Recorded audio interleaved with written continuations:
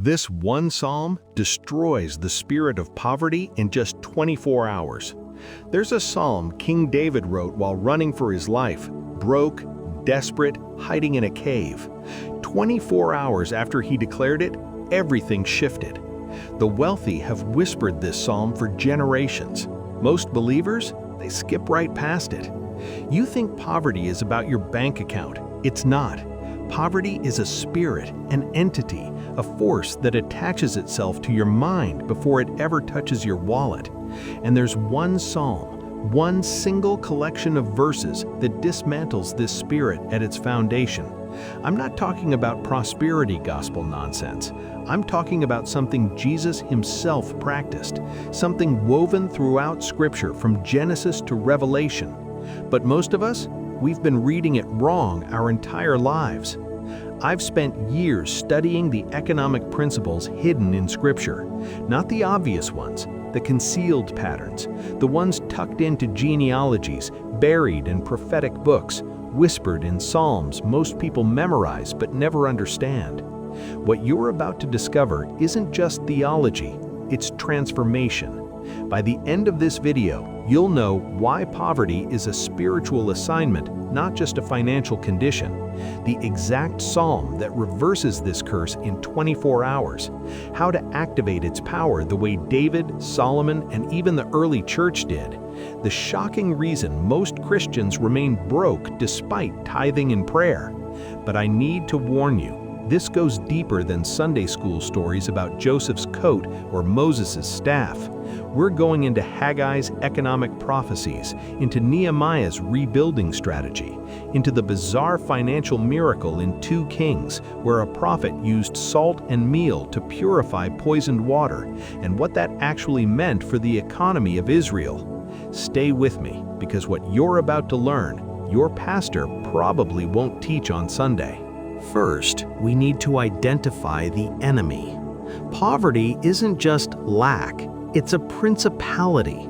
Look at Deuteronomy 28, the blessings and curses. Read it carefully. The curse doesn't just say you'll be poor, it says you'll have a fearful heart and failing eyes, and you'll be in desperate straits. That's not describing money. That's describing a mindset, a spiritual atmosphere that chokes out abundance before it even manifests. Jesus encountered this spirit everywhere he went. When he fed the 5,000, do you remember what happened? The people wanted to make him king by force. Why? Because they were operating from a poverty mentality. They believed they could only eat if someone with power gave them bread. Jesus rebuked that. John 6:26.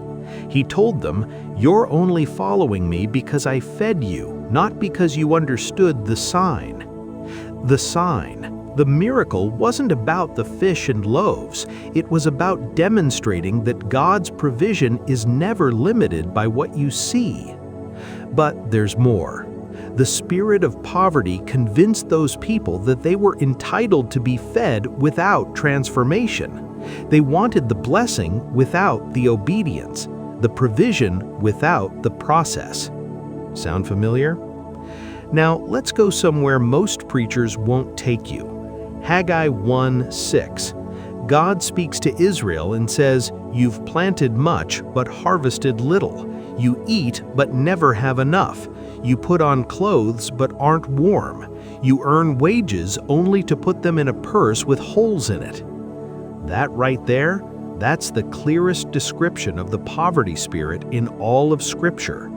Work without reward, effort without harvest, increase that disappears. And God tells them exactly why it's happening. Verse 9. "Because of my house, which remains a ruin, while each of you is busy with your own house." Priorities. The spirit of poverty inverts your priorities. It makes you focus on your immediate lack instead of God's eternal kingdom. And when you do that, you lock yourself into a cycle where nothing you do produces lasting fruit. But David discovered something, a secret. When he was hiding in the cave of Adullam, surrounded by 400 broken men in